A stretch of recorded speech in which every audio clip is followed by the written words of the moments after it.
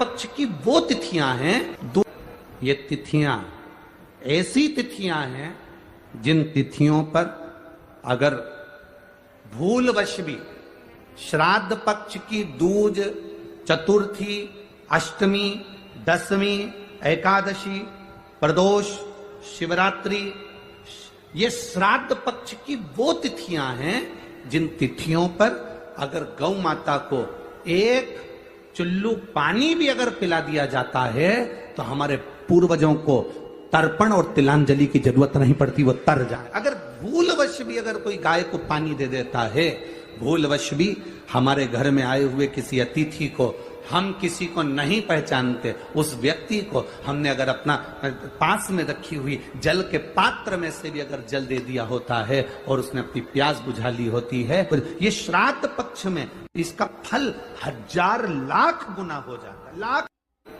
केवल 16 श्राद्ध के दिन ही ऐसे होते हैं जिसमें शंकर भगवान को जल में दूध मिलाकर चढ़ाने की जगह दूध भले 1 चम्मच चढ़ा रहे हो पर अलग से चढ़ाओ, कच्चा दूध अलग से चढ़ाओ, उसके बाद भले तुम जल चढ़ा दो, पर लोटे में जल में दूध मिलाकर 16 दिन श्राद्ध पक्ष में नहीं ले जाना। भले 1 चम्मच दूध लेकर जाओ, 1 कटोरी दूध लेकर जाओ, पर कच्चा दूध अलग से लेकर जाओ। घर में अगर गंगा जल रखा हो, श्राद्ध पक्ष में तुलसी के क्यारे के पास में एक छोटी सी कटोरी रखकर घर का कोई भी व्यक्ति, चाहे महिला हो, पुरुष हो, पुत्रवधू हो, बच्चे हो, कोई भी हथेली में गंगा जल लेकर अपने पूर्वजों का स्मरण कर और वो गंगा जल काशी विश्वनाथ के नाम से अपने पूर्वजों का नाम लेकर वो कटोरी में अगर 5 बार या 7 बार छोड़ देता है तो उसके पूर्वजों को पिंडदान और तर्पण की जरूरत नहीं पड़ती, उनको मोक्ष प्राप्त हो जाता है। पक्ष के अंदर चुटकी भर आटा दरवाजे की दोनों चौखट पर डाला जाता है। किसी किसी के यहाँ दरवाजे पर आटे से रंगोली बनाई जाती, वो देव पितर के भाव से डाला। जिस बेटे बेटी का मंगल विवाह नहीं हो रहा हो, शुभ कार्य की सूचना नहीं आ रही हो, बहुत दिनों से एक फाइल कहीं लगी हुई है, अटकी हुई है, नहीं काम हो रहा, हम उनसे कहेंगे ये जो 16 दिन श्राद्ध के हैं, जितने दिन निकल गए, जितने दिन बचे हैं उन दिन में आपके दरवाजे के बाहर एक चुटकी घर से आटा लाकर चौखट के इस ओर, चौखट के उस ओर, दोनों जगह चुटकी भर आटे को डालना प्रारंभ करो। 16 दिन श्राद्ध के पूर्ण हो। जब अमावस्या आए, किसी जलाशय, सरोवर, तालाब, बावड़ी, कुआं के पास में घी का दिया लगाकर आना, बाबा से प्रार्थना कर आना। केवल 22 से 24 दिन निकलते हैं और घर में कोई शुभ कार्य की सूचना आना प्रारंभ हो जाए। वो देव पितर का श्राद्ध पक्ष के 16 दिन पहले दिन से आप चालू हो जाओ। बेलपत्री शिव जी को चढ़ाया, कटोरी में या चम्मच में 2 बूंद का भी अगर दूध लेकर गए हो, थोड़ा सा भी, बस 2 पत्ती पर आपने दूध समर्पित करा और 1 लोटा जल जो तीसरे नंबर की पत्ती है उस पर समर्पित करा। आपको 16 दिन करने के बाद आपको खुद अनुभव होगा 17वें और 18वें दिन से कि मेरे घर में ऐसा लग रहा है कि सब शांति है और कोई किसी से चिढ़कर बात नहीं कर रहा। लक्ष्मी की वृद्धि अपने आप होना प्रारंभ। कुछ नहीं तो घर के दरवाजे पर थोड़ा पानी छीटना। तुम ये तो नियम बना सकती हो ना कि मैं घर में से पानी लूंगी, मटके में से, परिंदे में से, और घर के बाहर छीटूंगी। क्या होता है मटके का पानी बाहर छीटने से, परिंदे का पानी बाहर छीटने से? तो गरुड़ पुराण के अंतर्गत लिखा है 3 अंश के अंदर कि हमारे घर का जो मटका होता है वो मटका परिंदा कहलाता है। परिंदा का मतलब होता है पितरों का स्थान। हम उसमें से जब पानी लेकर घर के दरवाजे पर छींटते हैं तो हमारे द्वार पर जितने भी पितर रात्रि भर में आकर भोजन की याचना करते हैं, उस जल से उनकी तृप्ति हो जाती है। तो हमारे पूर्वजों को श्राद्ध पक्ष में पानी देने की भी जरूरत नहीं पड़ती, पिंड देने की भी जरूरत नहीं पड़ती, वो उससे तृप्त हो जाते हैं मात्र जल का सिंचन करने से। कितना भी पितृदोष हो, कितना भी,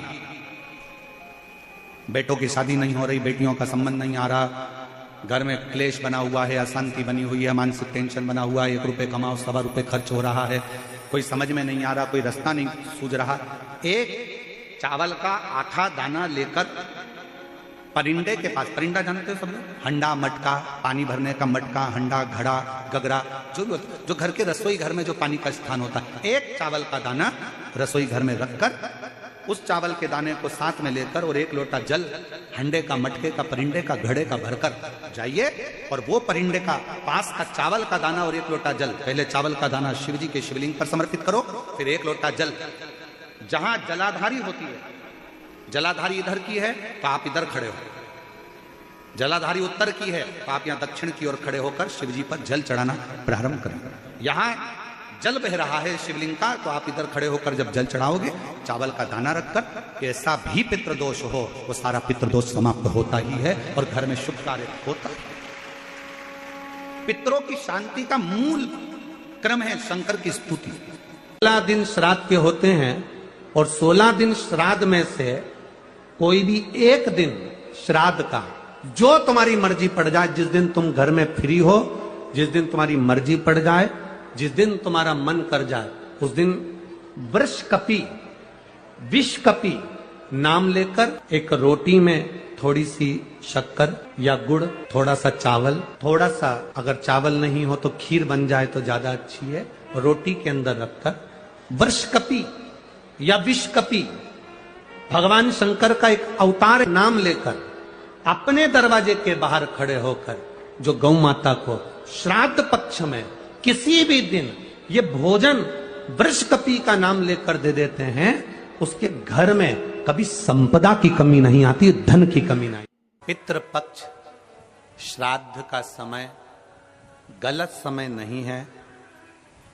कोई काम आपको शुरू करना है तो पितृपक्ष में शुरू कर सकते हो, उसमें देवता और पितर दोनों का वर रहता है, दोनों का वर।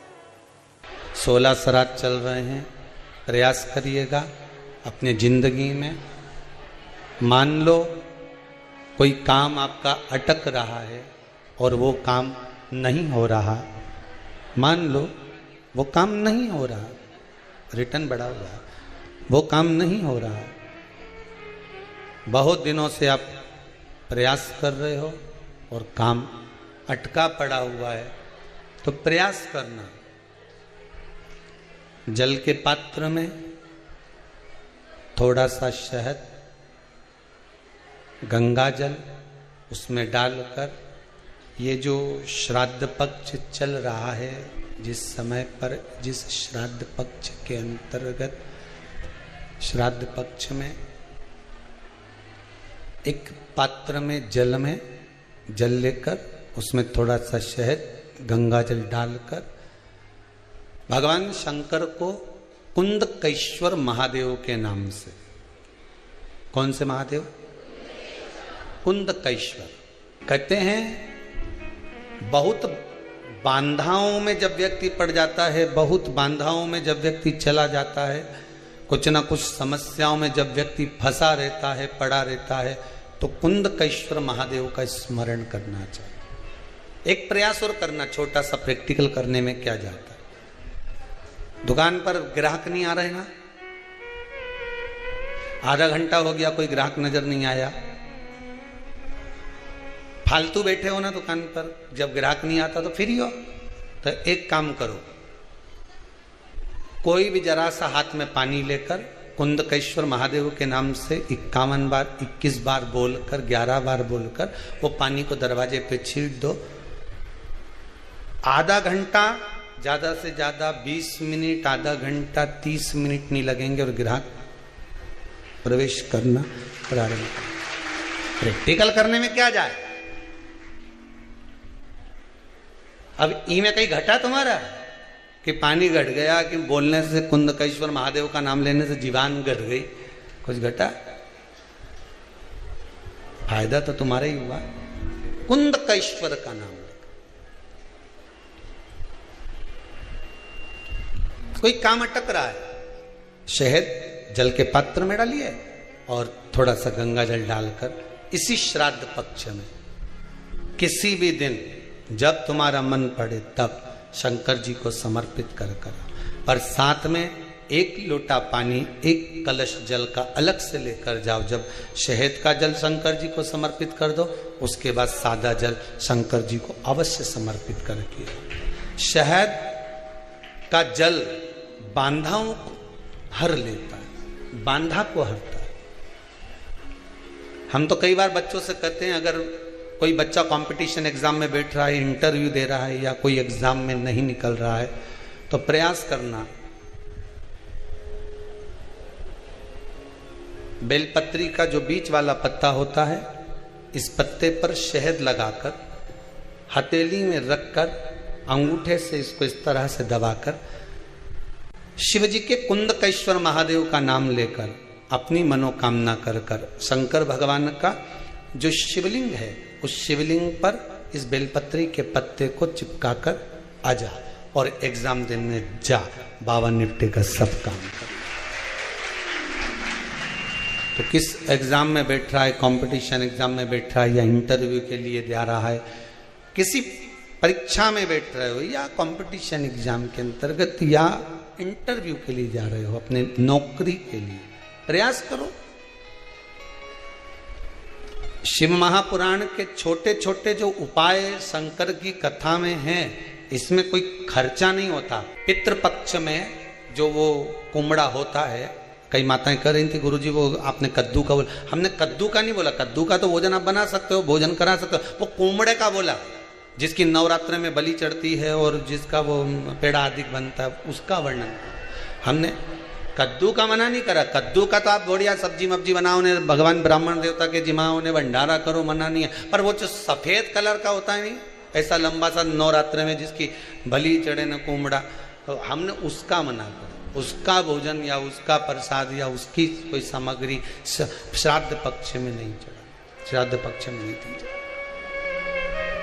अब जो वो बड़ा वाला हो ही नहीं, समझ गए, वो चपटा सा ऐसा जोरदार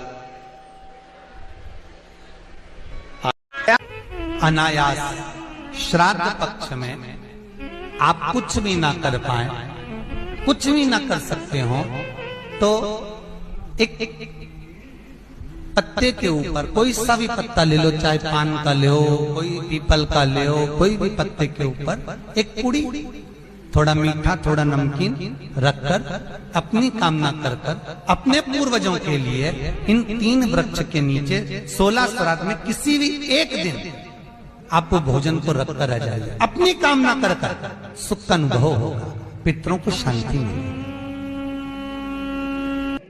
कई लोग कहते हैं श्राद्ध पक्ष में गाड़ी नहीं लेना चाहिए, कोई कहता श्राद्ध पक्ष में सोना नहीं लेना चाहिए, कोई कहता श्राद्ध पक्ष में ये कोई अच्छे कार्य नहीं करना चाहिए, मकान का सौदा मत करो, गाड़ी मत लो, ये मत करो, वो मत करो।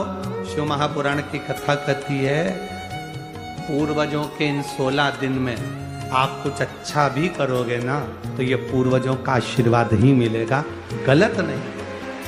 श्राद्ध पक्ष की दूज द्वितीया चंद्रमा का दर्शन करना चाहिए, और शुक्ल पक्ष के द्वितीया चंद्रमा का दर्शन कर कर प्रदोष काल के समय पर, कौन सा काल, शाम के समय, प्रदोष काल मालूम है सबको, सूर्य जब डूबता है उसके 45 मिनट पहले से सूर्य डूब जाए उसके 45 मिनट बाद का।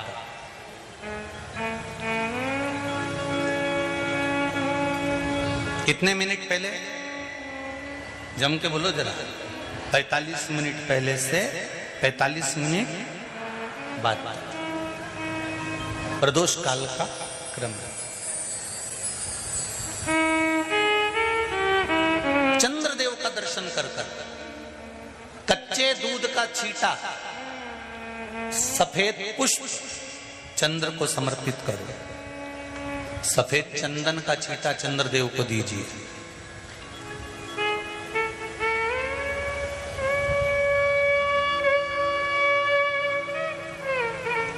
और चंद्रदेव को छींटा देने के बाद जो दूध है उसका छींटा अपने तन पर लीजिए, सफेद चंदन थोड़ा सा अपने शरीर पर लगा लीजिए। कितना भी विषम से विषम रोग हो, कितना भी किडनी, लीवर, चाहे कैंसर जैसा रोग हो, मेरा चंद्र शुक्ल पक्ष के द्वितीया के चंद्र में शंकर भगवान स्वयं विराजमान होकर अपने भक्त को रोग से मुक्त करते हैं। द्वितीया के चंद्र।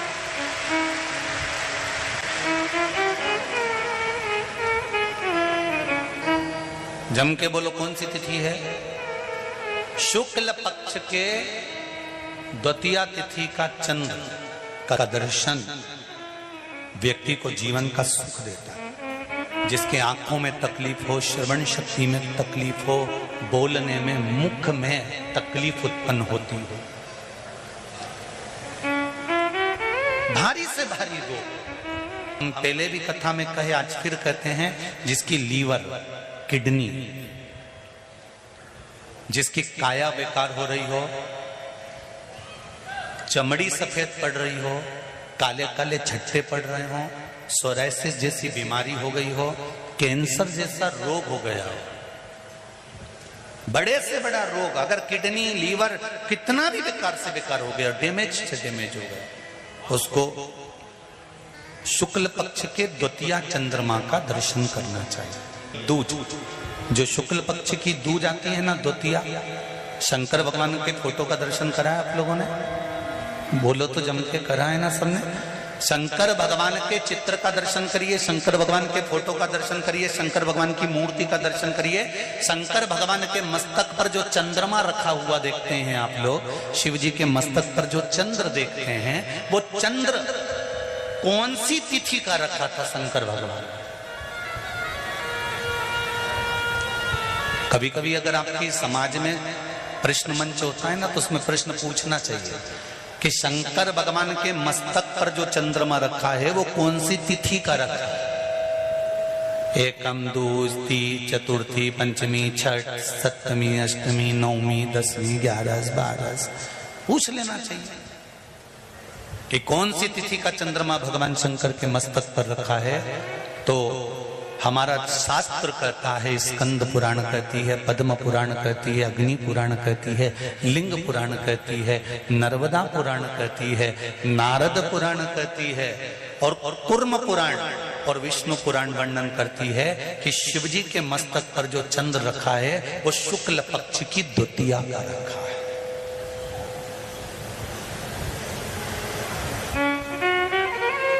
कैलेंडर किस किस के घर में?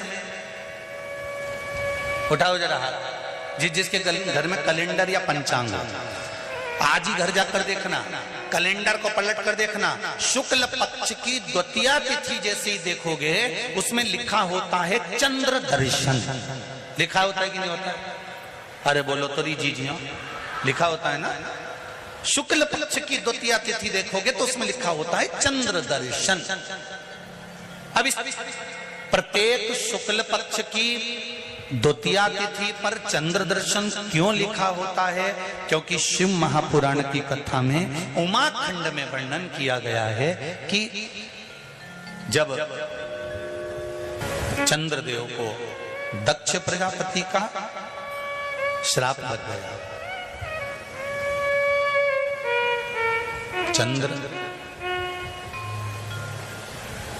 तुम मेरी एक पुत्री के प्रति स्नेह रखते हो और बाकी की पुत्रियों की ओर तुम देखते तक नहीं। बाकी की पुत्रियों की ओर तुम देखते तक नहीं हो। चंद्र, हे चंद्र, मैं तुम्हें श्राप देता हूं कि तुम्हें काया का रोग हो जाए, तुम्हारी काया गलना प्रारंभ हो जाए और तुम्हें तुम्हारे इस रोग से कभी मुक्ति नहीं मिलेगी। चंद्र दुखी हो गए।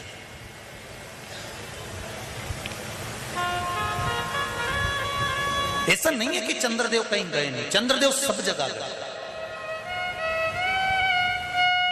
भगवान विष्णु के पास भी गए, भगवान ब्रह्मा जी के पास भी गए, इंद्रदेव के पास भी गए। सब जगह घूमने के बाद भी चंद्रदेव को जब सुख का भान नहीं हुआ, तब देवऋषि नारद के पास पहुंचे। जब जीवन में बहुत दुख आकर खड़ा हो जाए और उस दुख का कहीं निवारण न मिले तो कोई सतगुरु की शरण चले जाओ।